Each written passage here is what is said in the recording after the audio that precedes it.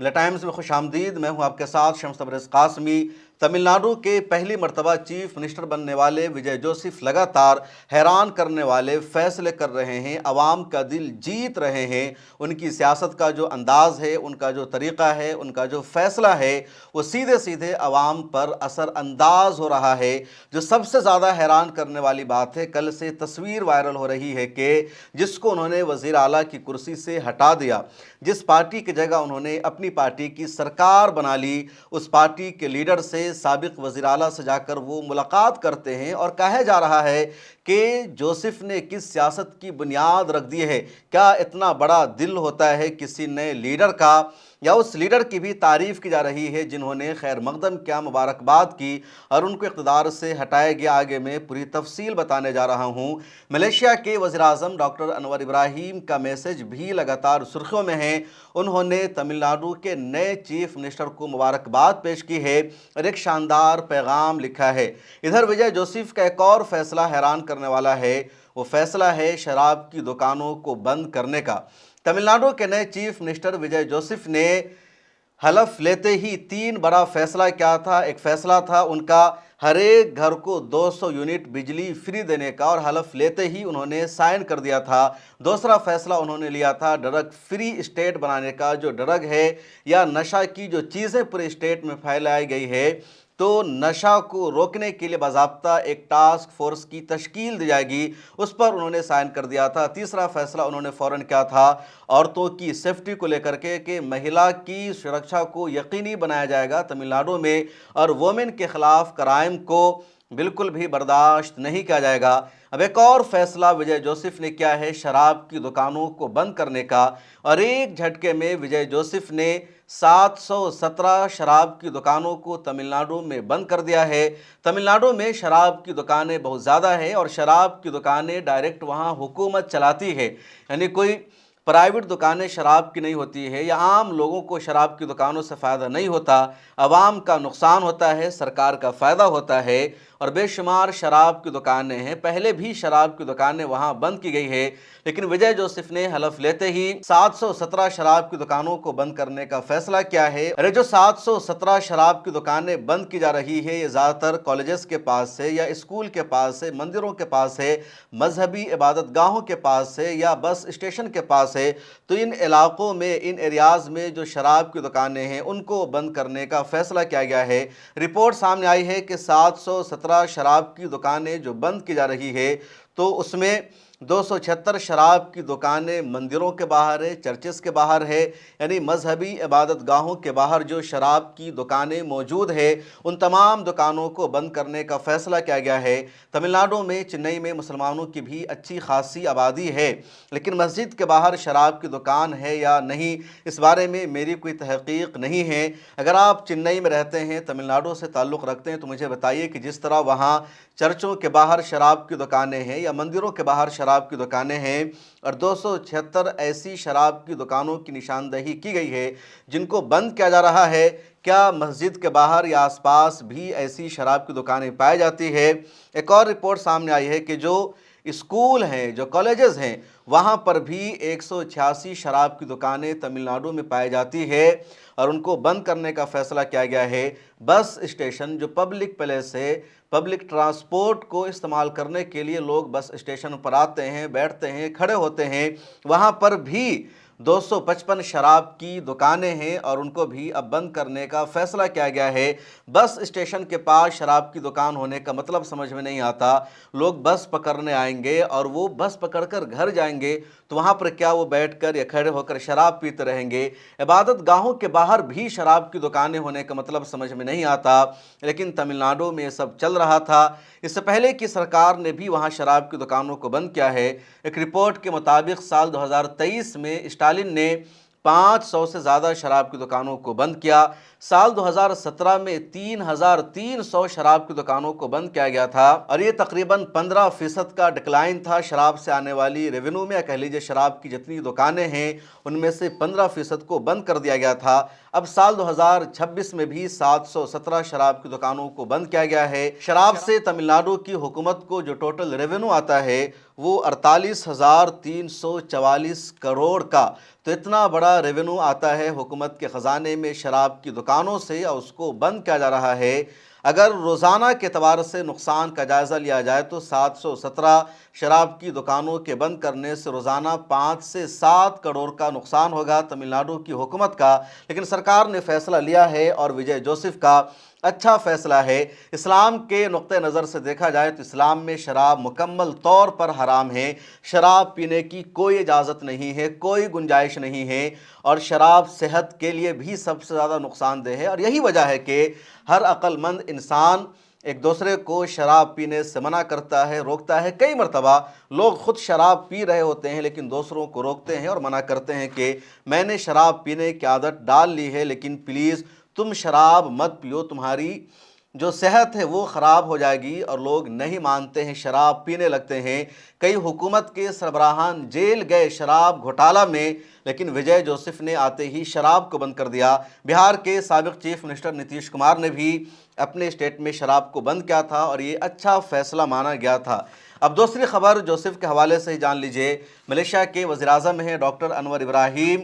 उन्होंने अपने Twitter handle पर मुबारकबाद पेश की है तमिलनाडु के नए चीफ मिनिस्टर को और कहा है, आप फिल्मों पर लोगों को नज़र आ रहे थे, फिल्मी दुनिया में लोगों ने आपको अपना हीरो तस्लीम किया था और अब हकीकी दुनिया में भी लोगों ने आपको अपना रहनुमा और लीडर मुंतखब कर लिया है। लोगों ने पर्दे पर और स्क्रीन पर आपको देखा था कि आप सिर्फ 3 घंटे में किसी शराब माफिया से लोगों को आज़ादी दिला रहे थे, कभी किसी को जुल्म से बचा रहे थे, कभी करप्शन से लोगों को राहत दे रहे थे, आप आवाम की भलाई के लिए सोच रहे थे। लेकिन ये सारे काम आपने स्क्रीन पर, पर्दे पर 3 घंटे के ड्यूरेशन के दौरान ही क्या था। अब हकीकी ज़िंदगी में आवाम आपसे वही किरदार अदा करने की तवक्को रखती है और हमें उम्मीद है कि आप इन सब को पूरा करने की कोशिश करेंगे। आप मेरे दोस्त हैं, आप पर मुझे भरोसा है और आप आवाम की उम्मीदों पर खड़ा उतरने की कोशिश करेंगे। क्या कुछ तर्जमा है मलेशिया के वज़ीर-ए-आज़म डॉक्टर अनवर इब्राहीम के स्टेटमेंट का, आप उसे स्क्रीन पर देखिए। मलेशिया के वज़ीर-ए-आज़म डॉक्टर अनवर इब्राहीम ने तमिलनाडु के नौ मुंतखब वज़ीर आला जोसेफ विजय को मुबारकबाद पेश करते हुए कहा कि अवाम ने अब उन्हें पर्दे के किरदारों से कहीं बड़ी जिम्मेदारी सौंपी है। डॉक्टर अनवर इब्राहीम ने उनके फिल्मी सफ़र का हवाला देते हुए कहा, बरसों तक उनके मद्दाह और फ़ैन उन्हें फिल्मों में बदउनवान सियासतदानों और मुख्तलिफ गुंडों को 3 घंटों के अंदर शिकस्त देते देखते रहे हैं, मगर अब हकीकी सियासत में उनकी एक बड़ी जिम्मेदारी मौजूद है। डॉक्टर अनवर इब्राहीम ने यह भी कहा कि विजय की मकबूलियत और आवाम के दरमियान उनकी मजबूत शबीह की वजह से वो आने वाले बरसों में वज़ीर आला के साथ मिलकर काम करने के लिए पुरजोश हैं। तमिलनाडु और मलेशिया का आपस में गहरा रिश्ता है। तमिलनाडु के अच्छे खासे लोग मलेशिया में रहते हैं, काम करते हैं। मलेशिया और तमिलनाडु के बीच में ज़्यादा फासला भी नहीं है जितना फासला मलेशिया और दिल्ली के बीच में है। तो इस वजह से मलेशिया के वज़ीर-ए-आज़म डॉक्टर अनवर इब्राहीम ने खुसूसी पैगाम का नेक ख्वाहिशात का इजहार किया है तमिलनाडु के चीफ मिनिस्टर के लिए, वरना उमूमन होता नहीं है कि एक देश के किसी सूबे के मुंतखब होने वाले वज़ीर आला के लिए किसी देश का वज़ीर आज़म और सरबराह नेक ख्वाहिशात का इजहार करे, मुबारकबाद का इजहार करे। हाँ, जब देश का सरबराह मुंतखब होता है तो उन्हें ज़रूर मुबारकबाद पेश की जाती है। जैसे अगर नरेंद्र मोदी साहब वज़ीर आज़म बने हैं और उनको मुबारकबाद पेश की जा रही है तो बात समझ में आती है। लेकिन डॉक्टर अनवर इब्राहीम तमिलनाडु के चीफ मिनिस्टर को मुबारकबाद पेश कर रहे हैं तो मतलब है कि दो रिश्ता है।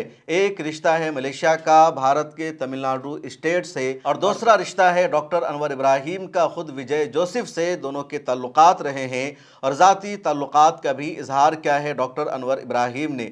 तीसरी अहम तरीन खबर यह है कि तमिलनाडु में अब तक वज़ीर आला थे M.K. स्टालिन, अब वो वज़ीर आला नहीं रहे, नए वज़ीर आला जोसेफ बन चुके हैं। आप जानते हैं विजय जोसेफ ने हलफ लेने के 2 दिन बाद M.K. स्टालिन को फ़ोन किया और कहा मुझे आपसे मिलना है, आपसे मुलाकात करनी है। M.K. स्टालिन ने कहा मोस्ट वेलकम, खैर मकदम है, तशरीफ़ लाइए। उसके बाद विजय जोसेफ M.K. स्टालिन के घर पर पहुँचते हैं, एक रुमाल लेकर जाते हैं और उनको पहना कर उनका खैर मकदम करते हैं। उधर विजय जोसेफ को एक रुमाल उठाया M.K. स्टालिन ने, इनका खैर मकदम किया, बुके पेश किया। उसके अलावा M.K. स्टालिन के बेटे हैं ध्यानधी स्टालिन, उन्होंने भी एक किताब पेश की विजय जोसेफ को और सबने मिलकर बातचीत की। ये तस्वीर वायरल हुई कि ये होती है सियासत के एक वज़ीर आला जो अपने ओहदा से रिज़ाइन दे रहा है, दूसरा उसकी जगह ले रहा है, तो दोनों एक दूसरे के ख़िलाफ़ नहीं बोल रहे हैं, दोनों एक दूसरे को गालियाँ नहीं दे रहे हैं, बल्कि दोनों एक दूसरे का एहतराम कर रहे हैं, एक दूसरे के तई मोहब्बत का इजहार कर रहे हैं। वो मुलाकात करने गए हैं और ये सियासत में एक अच्छी मिसाल मानी जाती है। और यही सियासी आइडियोलॉजी पूरे हिंदुस्तान में होनी चाहिए कि जहां आप अपने पेशरों का, अपने से पहले उस जिम्मेदारी को निभाने वाले का एहतराम करें, उनके तई नेक ख्वाहिशात का इजहार करें, उन पर तमाम इल्ज़ामात को ना डाल दें जिस तरह हिंदुस्तान की मरकज़ी सियासत में हो रहा है। अगर 2026 में पाकिस्तान का कोई दहशतगर्द हिंदुस्तान में आकर हमला कर रहा है, साल 2026 में अगर महंगाई बढ़ रही है, साल 2026 में अगर लोगों को जॉब के क्राइसिस का सामना करना पड़ रहा है, तो नाम आता है पंडित जवाहरलाल नेहरू का कि पंडित जवाहरलाल नेहरू की जो फॉरेन पॉलिसी थी, उनकी जो सियासत थी, उन्होंने जो कुछ हिंदुस्तान में किया था, उसी का नतीजा आज भी यानी 78 सालों बाद भी आवाम को भुगतना पड़ रहा है। तो ये हिंदुस्तान की मरकज़ी सियासत में चल रहा है। कौन लोग ऐसा बोल रहे हैं, कर रहे हैं, नाम लेने की ज़रूरत नहीं है, आप अच्छी तरह जानते हैं। इन सब खबरों के दरमियान आज एक और मामला हुआ और बीजेपी ने उस पर हंगामा शुरू कर दिया है। आरएसएस को ज़बरदस्त मिर्ची लग गई। दरअसल तमिलनाडु की असम्बली में लीडर ऑफ अपोजिशन बनाया गया है ध्यानधी स्टालिन को, जो एमके स्टालिन के बेटे हैं। ये अपने वालिद के ज़माने में तमिलनाडु के डिप्टी चीफ मिनिस्टर भी थे और अब इनको अपोजिशन लीडर बनाया गया है। इनके स्टालिन अपनी सीट ही नहीं बचा सके, वो हार गए, तो उनके बेटे को ही लीडर ऑफ अपोजिशन की जिम्मेदारी दी गई है। तमिलनाडु में आज असेंबली की कार्रवाई शुरू हुई और जैसे ही असेंबली की कार्रवाई शुरू होती है, तमिलनाडु के नए चीफ मिनिस्टर विजय जोसेफ मौजूद हैं असेंबली में और उनकी मौजूदगी में ध्यानधी स्टालिन ने एक बयान दे दिया कि लोगों को तकसीम करने वाले सनातन धर्म को ख़त्म कर देना चाहिए। जैसे ही उन्होंने बयान दिया, बीजेपी का एक ही एमएलए है, उसने हंगामा शुरू कर दिया। असेंबली से बाहर बीजेपी के नेताओं ने हंगामा शुरू कर दिया और कहा कि एक बार फिर ध्यानधी स्टालिन ने हिंदुओं के खिलाफ जहर अफशानी की है। ये अपने आप को तमिलनाडु का ध्यानधी स्टालिन अपने आप को तमिलनाडु का राहुल गांधी बन रहे हैं। इनको बर्दाश्त नहीं किया जाएगा, ऐसी सियासत बर्दाश्त नहीं की जाएगी। बीजेपी के रहनुमाओं को उम्मीद ये थी कि विजय जोसेफ असेंबली में खड़े होंगे और वो ध्यानधी स्टालिन को चुप कराएंगे और कहेंगे ऐसे बयान की इजाज़त नहीं है, या स्पीकर की तरफ से कहा जाएगा कि इस बयान को असेंबली की कार्रवाई में शामिल नहीं किया जाएगा, इससे हटाया जाता है। लेकिन स्पीकर ने भी नहीं रोका, चीफ मिनिस्टर ने भी इस पर कोई रिएक्शन नहीं दिया और लगातार ध्यानधी स्टालिन बोलते रहे कि जो हिंदू धर्म है वो लोगों को तकसीम करने वाला है और ऐसे सनातन धर्म की कोई जगह नहीं होनी चाहिए, ख़त्म कर देनी चाहिए। एमके स्टालिन के ख़िलाफ़ भी जो चुनावी प्रोपेगेंडा किया गया, ख़ासतौर पर बीजेपी और बीजेपी की अलायंस पार्टियों ने एमके स्टालिन और डीएमके के ख़िलाफ़ यही प्रोपेगेंडा किया कि वो हिंदुत्व के ख़िलाफ़ है, वो धर्म के ख़िलाफ़ है, वो हिंदुओं को ख़त्म करना चाहते हैं, ऐसी पार्टी को इक़्तिदार में नहीं आना चाहिए। और एमके स्टालिन ने चुनाव की मुहिम के दौरान बाज़ाब्ता आकर के सफाई दी, अपनी वीडियो बनाई कि रैली में उन्होंने कहा कि डीएमके कभी भी हिंदुओं के खिलाफ नहीं रही है। पूरे देश में सबसे ज़्यादा मंदिर तमिलनाडु में हैं। अगर हम हिंदुओं के ख़िलाफ़ होते तो डीएमके की सरकार पहली मरतबा नहीं बनी है, 10 मरतबा हम सरकार में रह चुके हैं। मेरे वालिद चीफ मिनिस्टर रहे हैं, हमारी पार्टी हुकूमत में रही है। हम मंदिरों को तोड़ देते, ख़त्म कर देते, बल्कि हमने मंदिरों को बनाया है। हम मंदिरों को लाखों रुपए की गिरान देते हैं। डीएमके कभी भी हिंदू धर्म के ख़िलाफ़ नहीं है। एमके स्टालिन ने अपनी वजाहत में यह भी कहा कि आरएसएस की तरफ से, बीजेपी की तरफ से जिस हिंदुत्व को लाया जा रहा है, जिस सनातन धर्म को प्रोमोट किया जा रहा है, असल हिंदू धर्म को ख़त्म करने के लिए हम उस बीजेपी के हिंदू धर्म की मुखालफत करते हैं, न कि हिंदू धर्म की मुखालफत करते हैं। दोनों में फ़र्क है। एक बीजेपी का थोपा गया हिंदुत्व और दूसरा ओरिजिनल हिंदू धर्म। तो बीजेपी और आरएसएस की तरफ से जो सनातन धर्म थोपा जा रहा है, हम उसके ख़िलाफ़ है। जो ओरिजिनल हिंदू धर्म है उसके ख़िलाफ़ कभी डीएमके नहीं रही है, कभी एमके स्टालिन नहीं रहा है, ना कोई और रहा है। इसलिए बीजेपी के इन इल्ज़ामात की कोई हकीकत नहीं है। जब तमिलनाडु का रिज़ल्ट सामने आया और एमके स्टालिन की हार हो गई, विजय जोसेफ की जीत हो गई, तो गोदी मीडिया ने और तमाम टीवी चैनलों ने यही हेडलाइन बनाया कि एम.के. स्टालिन हिंदुओं के खिलाफ थे, बीजेपी के खिलाफ। वो हिंदू धर्म को लगातार बुरा भला कह रहे थे, वो सनातन धर्म को ख़त्म करने का मंसूबा बना रहे थे, लेकिन वो खुद तमिलनाडु की सियासत से ख़त्म हो गए हैं, जबकि उनके लीडर बार बार ये कहते आए हैं कि वो हिंदू धर्म के खिलाफ नहीं हैं। बीजेपी के ज़रिए जो हिंदू और सनातन धर्म क्रिएट किया जा रहा है उसकी वो मुखालफत कर रहे हैं। बहरहाल असेंबली जैसे ही शुरू हुई है तमिलनाडु में, लीडर ऑफ अपोजिशन ने पहला जुमला यही कहा कि लोगों को तकसीम करने वाले सनातन धर्म को ख़त्म कर देना चाहिए। विजय जोसेफ के बारे में आपकी क्या राय है? तमिलनाडु की आवाम के लिए कितना अच्छा काम करेंगे? फिलहाल तो विजय जोसेफ की तारीफ हो रही है और उनकी ये वीडियो सबसे ज़्यादा वायरल हुई। पिछली वीडियो में मैंने आपको बताया था, एक बार फिर इस वीडियो को सुन लीजिए, जिसमें उन्होंने कहा कि हिंदुस्तान में एक नए सेकुलर और सोशल दौर का आगाज हो गया है और जिसकी शुरुआत अभी से हो चुकी है। This is a new beginning.